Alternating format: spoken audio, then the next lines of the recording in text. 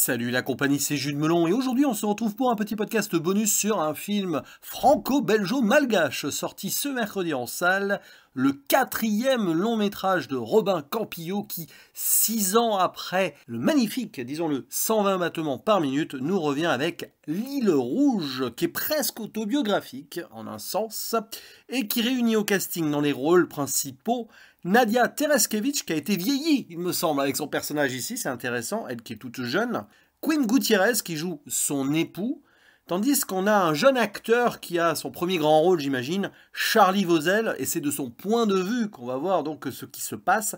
Le point de vue alter ego, si vous voulez, de Robin Campillo, qui ici nous raconte plus ou moins sa jeunesse sur l'île de Madagascar. Et on a des acteurs locaux, dont une qui est révélée notamment plus ou moins sur le final, mais on la voit quand même en filigrane dans le film avant, Amélie Rakoto Harimalala. J'espère que je n'ai pas écorché son nom. L'histoire se déroule donc au début des années 70, à une époque donc où Robin Campillo a lui-même vécu 2 ans avec son père militaire qui passait donc de pays en pays puisque muté par rapport à son métier, le Maroc, l'Algérie, le Tchad et donc ici au Madagascar. Il a d'ailleurs ce jeune héros 2 frères qui sont nés dans des pays différents que lui. Et une maman qui reste plus ou moins à attendre à la maison pendant que le papa fait le militaire. Dans un pays qui est quand même indépendant depuis une dizaine d'années, mais encore sous protectorat de l'armée française. C'est particulier. Hein. Et donc on va suivre ce jeune qui s'appelle dans le film Thomas, qui a 8 ans, et qui va un petit peu observer ce qui se passe autour de lui, le monde des adultes, dans son royaume de l'enfance, tout en s'imaginant être peut-être dans les aventures de Fantomette. Non, ce n'est pas une blague, il lit Fantomette, et on se projette dans les aventures de cette super-héroïne que vous avez peut-être vue ou lue plus jeune à la télé, ou donc dans certains romans. C'est assez particulier, vraiment, parce qu'on a certains moments où on est dans le fantasme, et avec des scènes d'action même. Pourquoi pas. Mais surtout, Thomas va découvrir une forme de réalité autour de lui petit à petit, en voyant ces grandes personnes s'amuser, se disputer, etc. Ses frangins aussi, notamment l'aîné, qui fait des petites bêtises, bon, vite fait, hein, oui, qui va avoir son premier amour sous l'arbre des amoureux, mais bon, c'est des petites tranches de vie comme cela. Le plus important, c'est surtout qu'il est témoin, malgré lui, de la fin de ce paradis volé par les Français aux Malgaches et qu'ils ont eu vraiment du mal à restituer parce que 10 ans après l'indépendance, les Français sont toujours là et avec une forme de mépris, de condescendance. Il y a des scènes terribles dans le film, je ne vais pas rentrer dans les détails, mais même à un moment, il y a le prêtre qui exorciste un militaire parce qu'il a une relation avec une Malgache, parce qu'il a viré son épouse, quoi, en plus, hein, au passage. Bon, c'est vraiment assez acerbe, mais du point de vue du jeune Thomas, donc on est toujours un petit peu à distance comme cela, mais on n'en pense pas moins et on ressent les choses.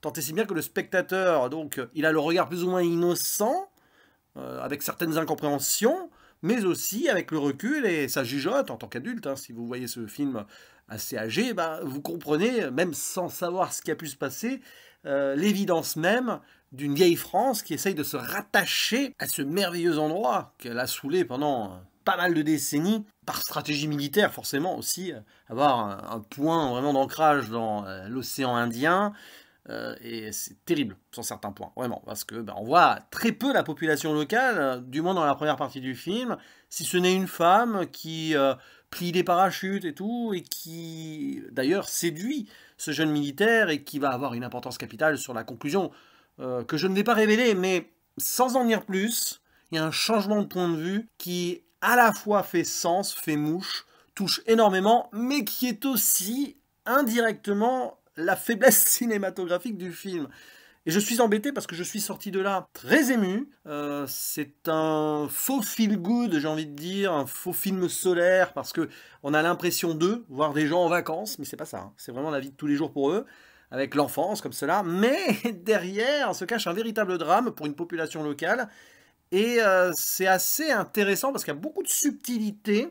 C'est un film assez original et marquant par rapport à son ton, qui peut éventuellement déranger, mais partez du principe qu'on est du point de vue de l'enfant. justement, qui perd son innocence d'ailleurs, qui bascule tout doucement vers la fin de l'enfance. Et c'est un petit peu à l'image de ce pays, le Madagascar, qui est donc un pays indépendant, entre guillemets, enfant, qui enfin, là, est en train de s'émanciper de cette France étouffante. Il y a tout un discours politique qui prend corps vers la fin, mais c'est vraiment intéressant, je trouve, parce que ce n'est pas frontal, si ce n'est la toute conclusion. C'est peut-être pour cela que le changement de point de vue est peut-être trop brutal, même si on comprend l'idée, hein, justement, à la fin de l'enfance, hop, c'est un nouveau départ ailleurs, et pendant ce temps, le pays prend enfin cette liberté qu'on lui promettait depuis 10 ans. C'est très touchant sur le discours de cette population qui a beaucoup souffert et qui, pendant le film, est vraiment profondément méprisée. Et il y a plein de petites choses comme cela qui font sens, même avec le recul. Là, je fais cette petite bafouille, petite heure après être sorti de la séance. Et quand même, il y a des moments, je pense, au revisionnage qui feront encore plus sens. Des petites pistes comme cela, au-delà de certains dialogues qui sont quand même très durs, hein, donc de ces militaires ou de leurs épouses envers donc la population locale. Il y a cette projection aussi sur la plage, je crois, du Napoléon d'Abel Gans. J'ai cru reconnaître certaines images sur fond de décors paradisiaques, et souvent Robin Campillo coupe la toile qui projette avec l'horizon, justement pour montrer cette dichotomie-là. C'est assez violent parce que Napoléon, c'est quand même la représentation d'une vieille France conquérante et colonialiste. Donc, voir que ce film est projeté, il y a une ironie assez troublante quand même de la situation. Quelques discours aussi du général à table, etc., qui comprend que de toute façon, là c'est la fin pour la France, il va falloir passer outre, hein. C'était mieux avant, hein, sous-entendu, avec ce chant très colonialiste, là, par certains paras qui sont invités au repas à la gloire donc, de ce général. Et donc, cette population locale qui n'a pas son mot à dire, mais qui est quand même en importance second plan, et sur la fin, on comprend pourquoi. Il y a aussi cette petite fille qui sûrement est à moitié malgache. Alors, j'ai un doute là-dessus, hein, qui est la meilleure amie du petit Thomas, donc de notre narrateur, si vous voulez, visuel. Et on sent qu'il y a aussi cette amitié qui s'installe, mais qui ne peut pas être durable, et pour cause, leurs ancêtres, leurs parents ne peuvent pas non plus imaginer que deux de leurs enfants seraient amis. Enfin, c'est pas dit clairement comme ça, et ça ressemble, vous savez, à ce genre d'amour impossible, estival. Mais ici, il n'y a pas d'amour, c'est juste deux enfants qui ont la même passion pour Fantomette. On sent que malheureusement pour eux, ce n'est qu'une parenthèse, chacun va devoir vivre son existence autre par la suite.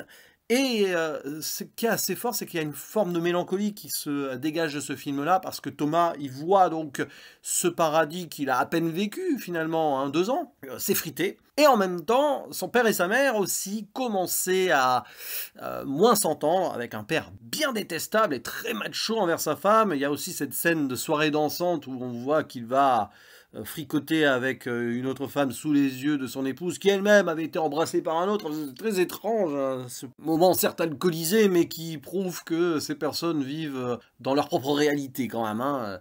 Ensuite, on pourrait trouver certaines allégories et tout, avec les petits crocodiles par exemple, plein de petites choses dans la seconde partie, peut-être un petit peu chargé quand même sur certains propos, mais il y a cette subtilité, qui certes vole en éclat à la fin, mais c'est nécessaire pour le discours politique. Et puis, sur ce final, je reste vague, hein.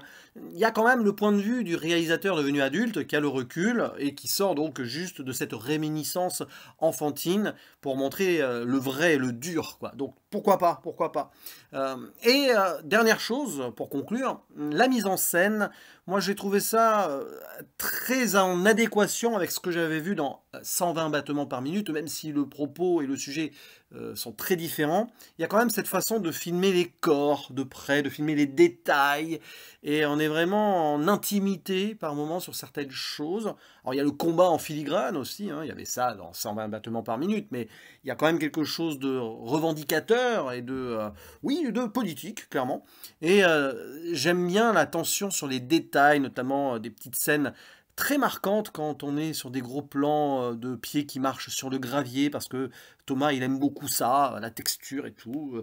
Oui, j'aime bien quand la caméra fait ça, et ça nous fait plonger dans un univers qui a une forme de mélancolie, pas de nostalgie justement, parce que sinon ça serait un petit peu problématique par rapport à la tonalité du film et à ce qu'il veut dénoncer aussi, Mais il y a ça. Et c'est franchement une œuvre à part, qui a donc ce petit côté bancal également, par ce petit retournement dans la dernière partie, mais moi je l'accepte, et ça m'a quand même touché malgré le fait que je trouve ça un peu bizarre. Donc oui, L'Île Rouge, allez le voir, c'est quand même un film français qui peut marquer cette année de 2023, et qui me trottera dans la tête quelques temps, je pense. Et c'est vrai que sur ce final, même si justement on peut dire ce qu'on veut dessus, il y a quand même quelque chose qui va vraiment, vraiment me rester, notamment musicalement, j'en dis pas plus, mais au-delà de la composition du film qui est très bien, il y a cet instant aussi chanté sur la fin, qui, voilà, qui en dit long. Bref, n'hésitez pas à aller le voir et me dire ce que vous en avez pensé, si vous l'avez vu, hein, et puis on en discute en commentaire. Il ne me reste plus qu'à vous dire à la prochaine. Ciao!